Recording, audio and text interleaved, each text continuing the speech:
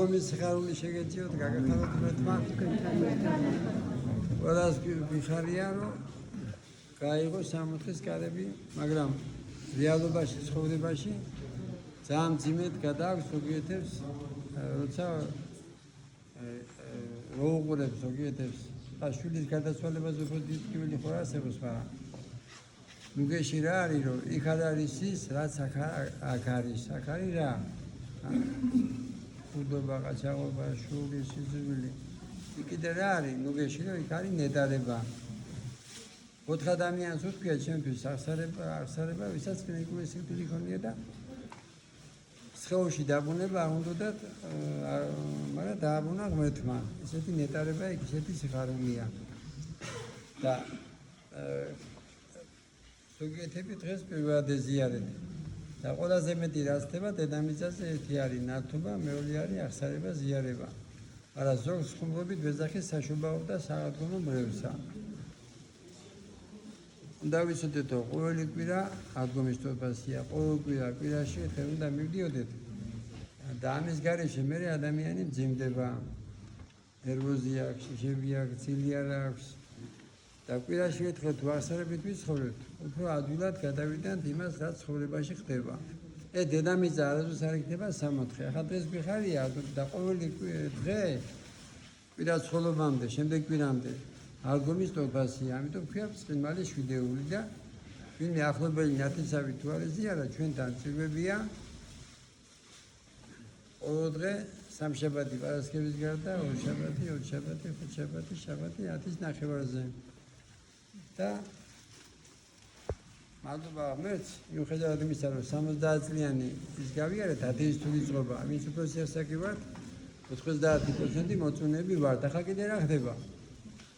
აი რაზე უბწყნავ თვალები ევროკავშირზე და რა არის ევროკავშირი? აი ფიზიკურად ხო ვიჩაგრები ჩვენო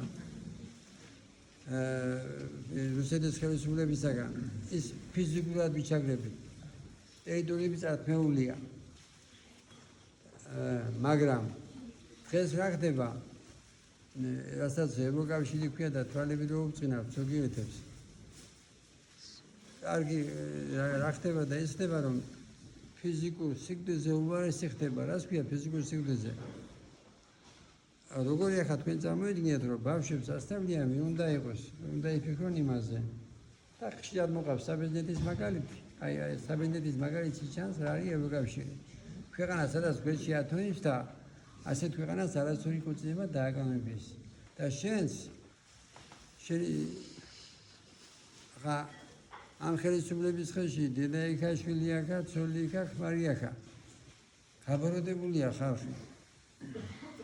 და სამართლიანადაც. მაგრამ იმის გამო რუსეთისგან მიჩაგრებით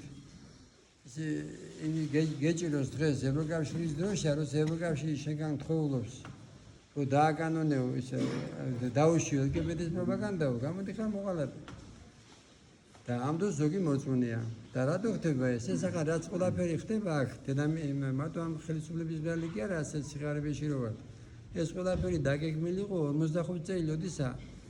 ალენდალეს იყო თავმჯდომარე 45 წელს ცერუსი, უზნეობა, შიმშილობა, ნაციონალური შულები და რუსოფობია. რუსეთის ქვეშევრდებით ამერიკაფობია იყო. სანამ არ იქნება მეორე მოსვლა, იმპერიები ებრძვიან ერთმანეთს. იმპერიები ებრძვიან ერთმანეთს და შენ რო ქართველი ხარ, შენ ვისთან ერთობაში უნდა იყო, მეთან ერთობაში უნდა იყო, მარტო აღდგომის დღეს კი არა. ყოველ დღე, ყოველ წამს.